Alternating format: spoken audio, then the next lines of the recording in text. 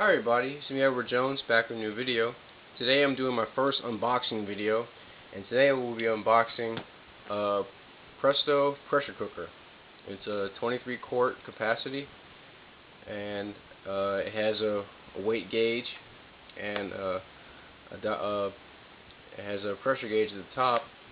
What a pressure cooker, for those who don't know, what it does is it uses the pressure generated by the heat inside the pot to cook. And it can be used for cooking roast or cooking a whole chicken, but they're widely used for preserving foods. Now I understand that it's important to have defense. That's one of the things that I like to focus on, is having good defense in case of a SHTF situation. But we also must recognize that during those times of, I guess, relative peace or calm times, you will need food, and starvation may be a bigger threat than violence from other individuals. Sometimes starvation may be even the cause for some people to go violent and to want to go out and to steal and attack people just for their resources. But with this machine, this will help me to preserve my foods, whether it be anything I grow in my small garden. Won't be much, but it's something, or any meat I buy out of the store.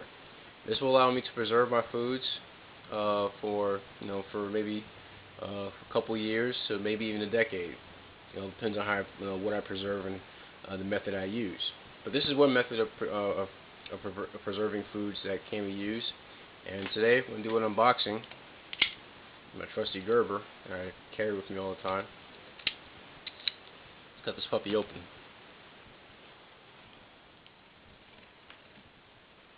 And it's sloppy, I know. But it cuts, see?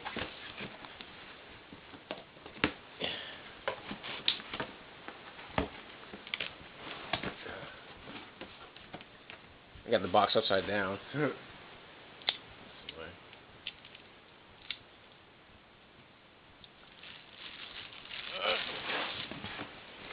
the box over. Whoops.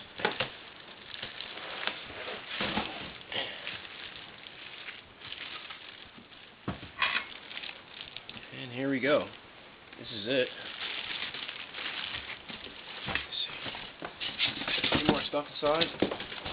See, in the box we have the pressure regulator, which I think down the road I'm gonna wind up buying a second one, just in case one gets missing or one gets damaged.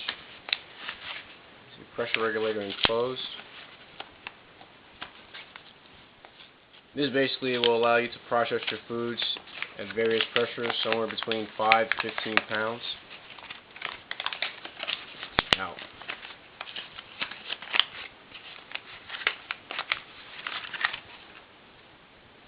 There it is.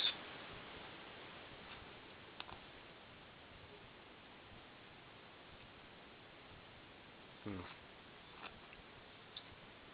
see. Unscrew this. I guess this takes the Presto cap off, the logo cap.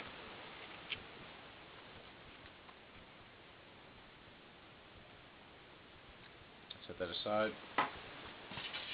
Styrofoam. Anything else in the box? Let's see what else we have here.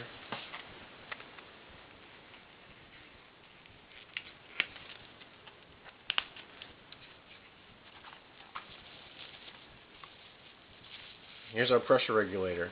As you see, it goes from the PSI, it goes from 5, 10, 15, 20.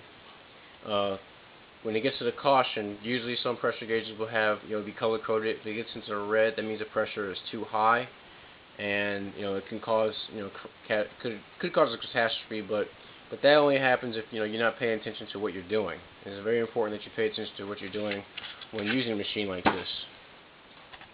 So we're gonna put this back in the box. Set that to the side too.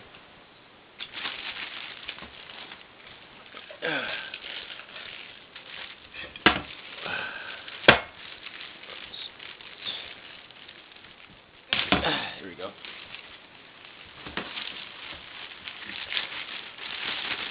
There are a lot of different models out there. I got this one on Amazon.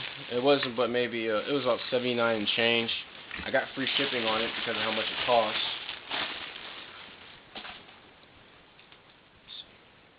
Then there's another company called I think it was All American, and theirs seem to be a bit more. They appear more heavy duty, which they have different.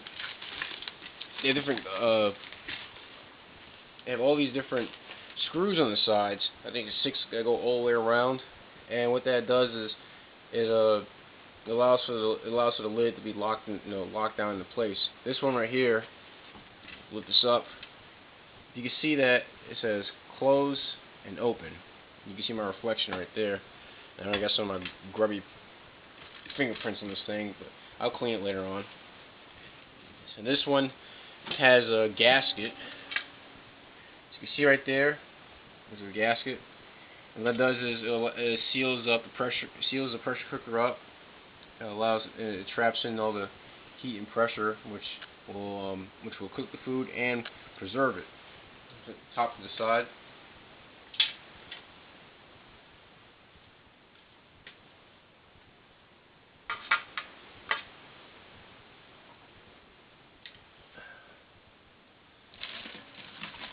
See, this tray sits at the bottom. This allows for all the water to circulate around the canned goods.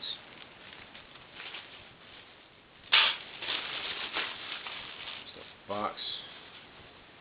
It's plastic.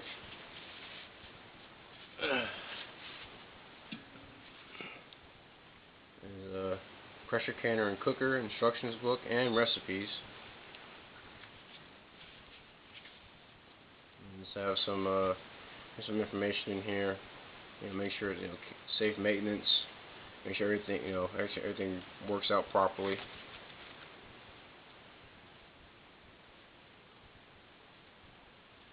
Also, one thing I recommend, and it'll be the same thing will be said in some of the books I'll mention.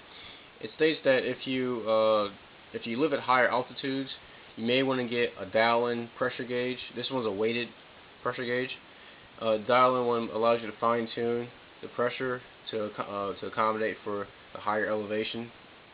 So that has to make sure you don't under-process or over-process your foods. See right here we have bottom of this pot we have a warning. It says do not use pressure canner or any outdoor heat source such as a gas burner or a turkey fryer. It says it'll soften up, causing it to warp, and may cause injury. And it's also printed in Spanish.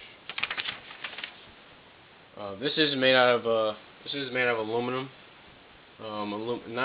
A lot of people, I've read on some forums, people ask why is it made out of stainless steel, and it turns out stainless steel doesn't hold up well to the pressure. I believe it's the pressure that this will undergo. This is made so they make them out of brushed aluminum. Is able to accommodate for increase in pressure. And that's the inside of it. I'm gonna wind up cleaning it out later on. I see it has some increments. You can notice that these lines here. I suppose that's for water levels or for jar levels. And I guess the top, that's all the symbols like this. This at the bottom. And I don't have gauges on yet, but I'll put those on later.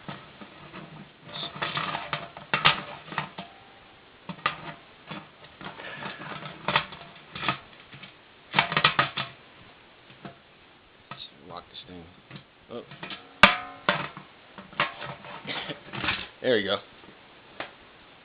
It's my first time ever handling one of these.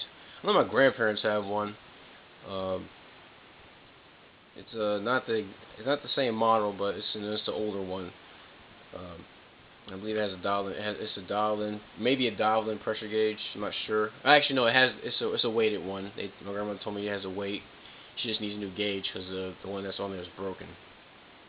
But yep, I'm gonna be using this to process some foods here at home. And the point of that is to is to be able to feed at least sustain my food situation for as long as I can, if something would ever come up. I want to do maybe I'll do some. I think I'll do some videos where I'll show some of the some foods I'll process, maybe like meats. Like I want to look for a bacon processing recipe. I'm pretty sure a lot of people would enjoy to see that. Also, here's some books that I recommend. This is the first book I ever bought on, I guess it touches on the subject, Homesteading Handbook, and it does have it has a chapter on canning. Let's see if I can flip through it real quick. He has a lot of stuff in here on energy and compost and things like that. Let's see if I can find that chapter.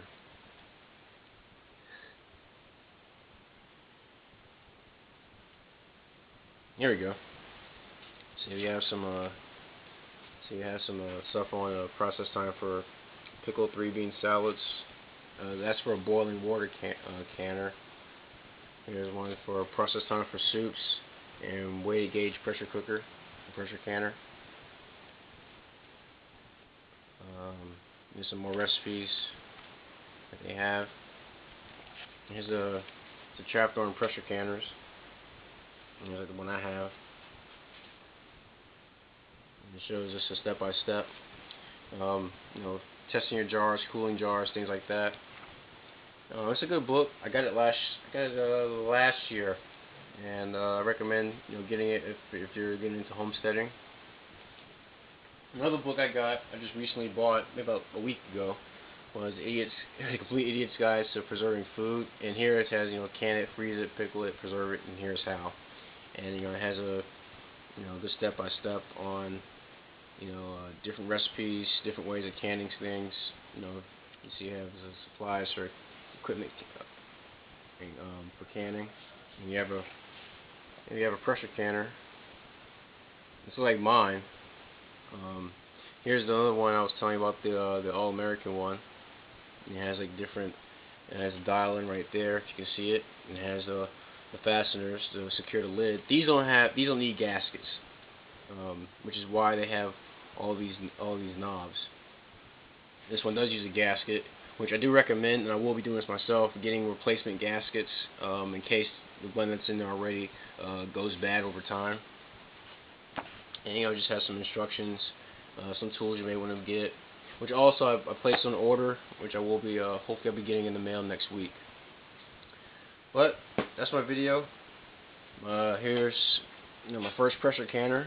For those of you who are going to be doing the same thing, I wish you luck and Godspeed on your endeavors in preserving foods and processing your own foods. But that's my video. I'm Edward Jones, and thank you for watching.